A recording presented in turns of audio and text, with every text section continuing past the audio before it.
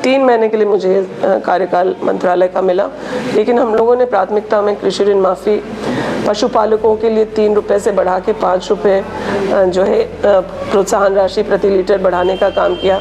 फसल बीमा 1 रुपये पे कराने का काम किया। 0% पर अब KCC लोन उपलब्ध होगा। साथ ही साथ हम लोगों ने खेती में तकनीक के इस्तेमाल के लिए लोगों को प्रोत्साहित करने के लिए उसके लिए राशि का आवंटन किया। कृषि यंत्र कई सारे बांटे, कई सारे ट्रेनिंग कैंप्स और सम्मेलन हम लोगों ने सहकारिता के कराए।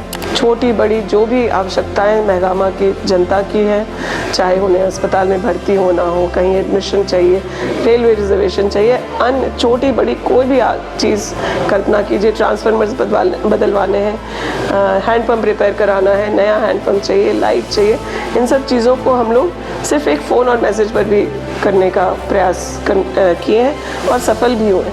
5 साल का कार्यकाल आपका कैसा रहा मैम? कैसे ये अब जो है इसका तो रिज़ल्ट का टाइम आ गया है। हम लोगों ने तो परीक्षा देना है, तो 5 साल तक जनता की परीक्षा के लिए हम लोग तैयारी करते रहे। उनकी उम्मीदों को, उनके विश्वास को कभी ना टूटे ऐसा प्रयास करते रहे। तो अब तो रिपोर्ट कार्ड का टाइम है।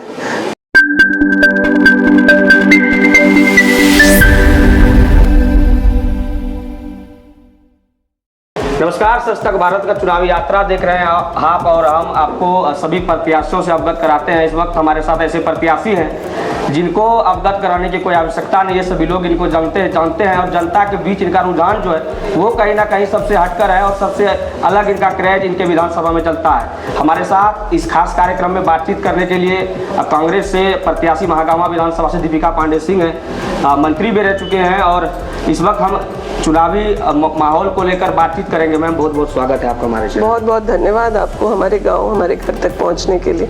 मैम कल आपने नामांकन किया, हजारों की संख्या में भीड़ थी। क्या खास यहाँ के लोग देखते हैं आप में कि हम बहुत सारा नामांकन देखे लेकिन इतना भीड़ किसी में नहीं देखे? हमारे परिवार के लोग हैं, महगामा का हर रहने वाला, चाहे वो बूढ़े बुजुर्ग हों, महिलाएं हों, युवा लड़के लड़कियां हैं, चाहे आप जो यहाँ के मीडिया के भी साथीगण हैं, सबके साथ हमारा पारिवारिक संबंध है। लोगों के घर तक जाना, उनके सुख दुख में शामिल होना, तो कल मेरे लिए भी बहुत महत्वपूर्ण दिन था। और जिस प्रकार से महगामा से सब लोग अपने अपने घरों से उठ करके आए और जितना मेरा उत्साहवर्धन किया, मैं उसके लिए बहुत ऋणी हूँ उनकी। पिछली बार भी मैंने नॉमिनेशन किया था, लेकिन कल की भीड़ एक अलग ही कहानी बता रही थी। और मैं धन्यवाद करना चाहूँगी आप लोगों के माध्यम से कि 5 साल तक मैंने लोगों को, जब चुनाव में पिछले बार गए थे तो हम लोगों ने वादा किया था कि आपके भरोसे और उम्मीद पर हम लोग खरा उतरेंगे, और लगातार 5 साल तक हम लोग उसका प्रयास किए। फ़ोन पर, व्हाट्सएप, जो मिलने आना चाहता है अपने घर पर, सभी के लिए एक्सेसिबल रहे। तो उसका नतीजा ये है कि आप कल देख पाए कि सभी लोग उठ करके आए।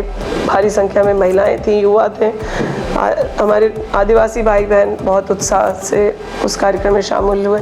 मैं उनका तहे दिल से धन्यवाद करना चाहती हूँ। मैम पिछले जो 2000 आपके कार्यकाल से पहले का महागामा और अभी के महागामा में क्या अंतर आप देख पाई हैं? मैं सबसे बड़ा बदलाव जो महगामा में बताती हूँ, या जो जिसे मैं अपनी सबसे बड़ी उपलब्धि मानती हूँ, कि इस नए महगामा में सभी जाति धर्म के लोग एक साथ मिलके रहते हैं। एक सौहार्दपूर्ण और अमन चैन शांति वाला माहौल हम लोगों ने महगामा में कायम करने का जो प्रयास किया, उसमें हम सफल हो पाए। ये मैं अकेले नहीं कर पाई, यहाँ के रहने वाले लोगों ने, जो पहले भाजपा ने नफरत का जहर खोलने का काम किया था, दूरी बनाने का प्रयास किया था हर वर्ग और जाति धर्म के नाम पर, उसको हम लोग पाट पाए हैं। और सबसे बड़ी बात वही है। बाकी विकास का काम तो अनवरत चलता रहता है।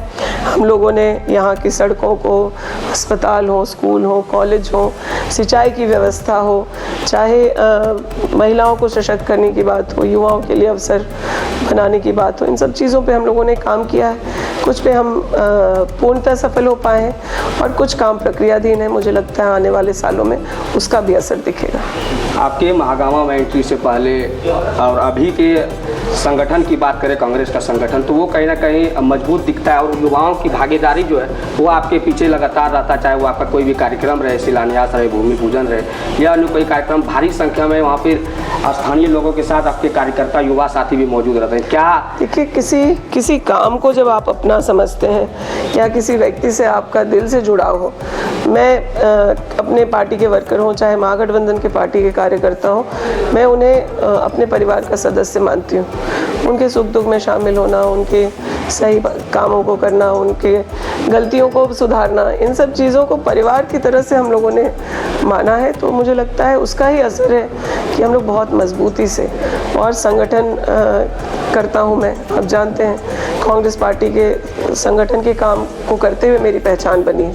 विधायक तो मैं बाद में बनी, लेकिन पार्टी के काम में मैं पिछले 22-25 सालों से लगी हुई हूँ। कांग्रेस पार्टी ने मुझे बहुत बड़ा पहचान दिया है, चाहे वो संगठन में हो, चाहे राजनीतिक तौर पर चुनावी राजनीति में हो। तो मुझे लगता है ये मेरा दायित्व भी बनता है कि हम अपने पार्टी को और मजबूत करें। 5 साल का कार्यकाल आपका कैसा रहा मैम? कैसे ये अब जो है इसका तो रिज़ल्ट का टाइम आ गया है। हम लोगों ने तो परीक्षा देना है, तो 5 साल तक जनता की परीक्षा के लिए हम लोग तैयारी करते रहे। उनकी उम्मीदों को, उनके विश्वास को कभी ना टूटे ऐसा प्रयास करते रहे। तो अब तो रिपोर्ट कार्ड का टाइम है। 22-25 दिन के बाद हम लोगों का, मैं कहती हूँ 1 महीने से कम दिन है अब, जब हमारा रिपोर्ट कार्ड आएगा।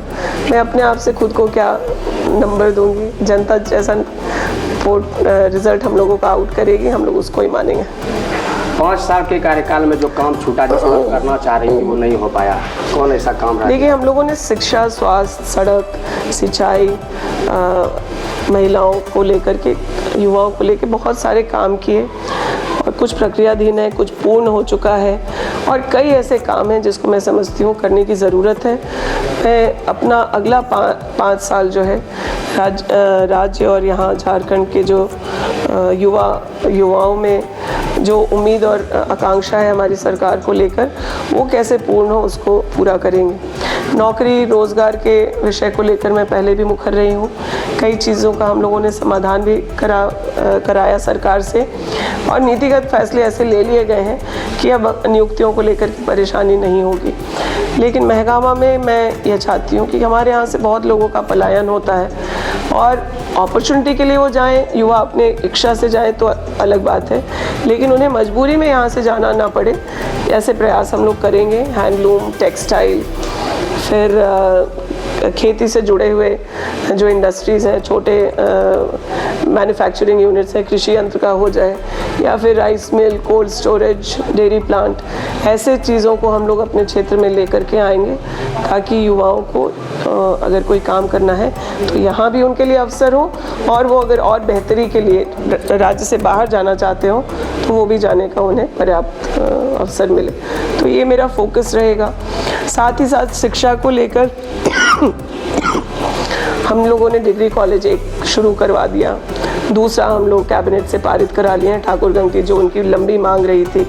हम लोग यहाँ पर चाहते हैं कि इंजीनियरिंग हो, मेडिकल हो और लॉ की पढ़ाई हो या अन्य वोकेशनल कोर्स जिसको करके तुरंत युवा रोज़गार से जुड़ सकते हैं, ऐसे चीज़ों को कराने का हम लोग काम करेंगे। आप जानते हैं 300 बेड अस्पताल जब बन गया है तो हमें मेडिकल कॉलेज मिलने में कोई परेशानी नहीं होगी। साथ ही साथ इंजीनियरिंग कॉलेज के लिए हम लोग प्रयासरत हैं। हैंडलूम और टेक्सटाइल से जुड़ी हुई जो है शिक्षण संस्थान जल्दी बगैया में हम लोग शुरू करवा लेंगे। उसके साथ ही ITI है या अन्य डिप्लोमा कोर्सेज करने वाले जो इंस्टीट्यूशंस हैं वो हमारे महगामा के बच्चों को महगामा में ही मिलेगा। नर्सिंग की ट्रेनिंग हो, ANM पैरामेडिकल की हो, इन सब चीज़ों को हम लोग यहीं कराएंगे। सॉरी मैम, ठीक है, कोई बात नहीं है।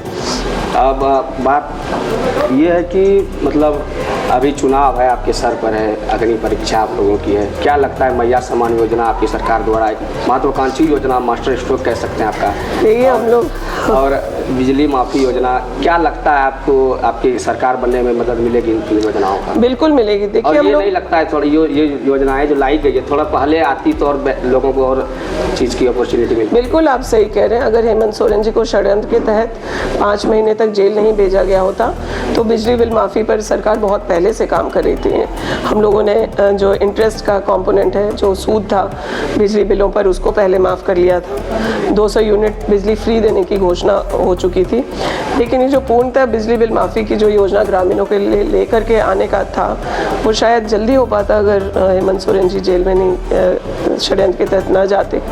उन्होंने बाहर निकलते ही जो हमारी महत्वाकांक्षी योजनाएं थी, और जेल जाने के पूर्व सर्जन पेंशन से आज हम लोग 40 लाख लोगों को, बूढ़े बुजुर्ग को, ज़रूरतमंद महिलाओं को जोड़ चुके थे। 50 लाख महिलाएं आज मैया सम्मान यात्रा से, सम्मान योजना से जुड़ पाई हैं। अब वो आवाज़ हम लोग लाखों झारखंडियों के लिए कर रहे हैं। तो ये तमाम चीज़ें सिर्फ चुनावी तैयारी नहीं, झारखंड के लोगों को आगे ले जाने की बात है। कैसे विकास का पहिया चलता रहे, इन सब चीज़ों पर हम लोग लगातार काम करते रहें। और मैं तो रोज़ पढ़ने वाली विद्यार्थी हूँ।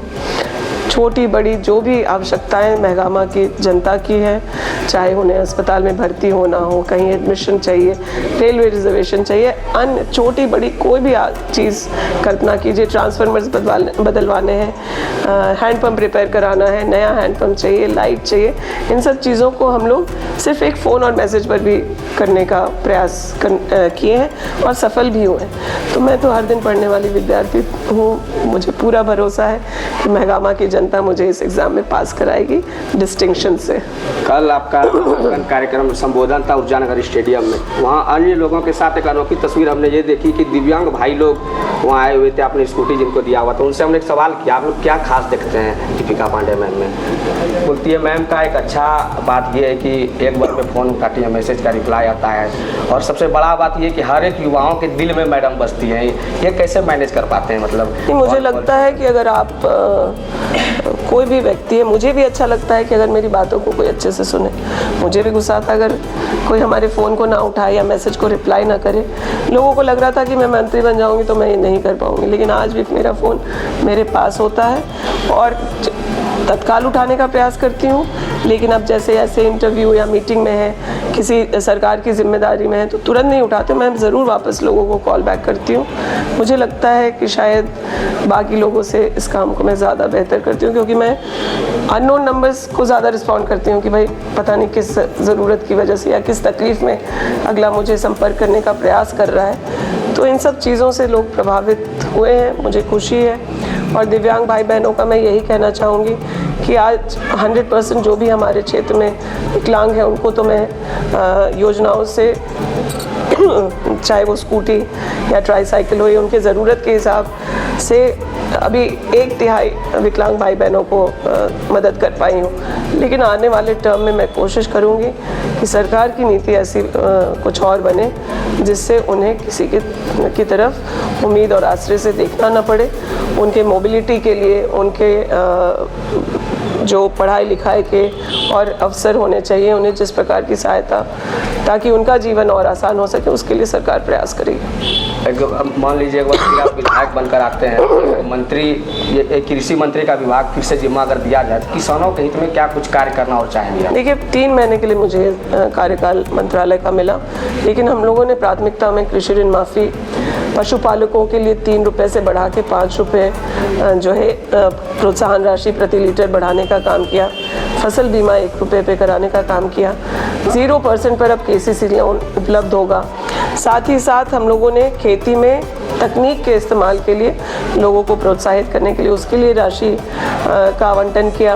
कृषि यंत्र कई सारे बांटे, कई सारे ट्रेनिंग कैंप्स और सम्मेलन हम लोगों ने सहकारिता के कराए, ताकि लोगों का जुड़ाव और इस विभाग से जो संभव है, जो योजनाएं हैं, उसके बारे में ज़्यादा से ज़्यादा जानकारी हो और किसान अपने ज़रूरत के अनुरूप बीज, खाद, टेक्नोलॉजी या उनकी जो भी आवश्यकता है उसके हिसाब से वो विभाग से मदद ले सके।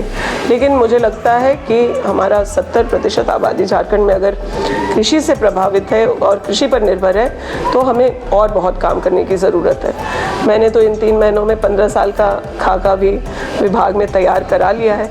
वापस से अगर मौका मिलता है या अन्य भी कोई जो मंत्री बनते हैं उनके पास एक डॉक्यूमेंट होगा कि अगर उस पर अगर आप काम करेंगे तो हमारे किसानों की आमदनी दुगनी नहीं तिगनी या उससे ज़्यादा भी हो सकती है। अंतिम सवाल, क्षेत्रवासियों को क्या संदेश देना चाहेंगे? मैं क्षेत्रवासियों को आप लोगों के माध्यम से प्रणाम आदाब जोहार करना चाहती हूँ। 5 साल तक मैंने तत्परता से यह प्रयास किया कि आपने जो उम्मीद और भरोसे के साथ मुझे कुर्सी दी थी उसके साथ न्याय कर सकूं। आपके सुख दुख में शामिल रही हूं। बहू बन के आई थी, लेकिन अब मैं यहाँ बेटी के तरह अधिकार से आप लोगों के बीच होती हूँ। आपने एक बार मौका दिया है, मुझे दोबारा से आप मौका दें। मैं इसका आग्रह निवेदन करना चाहती हूँ और कहना चाहती हूँ कि आपके भरोसे और विश्वास को कभी टूटने नहीं दूँगी। धन्यवाद।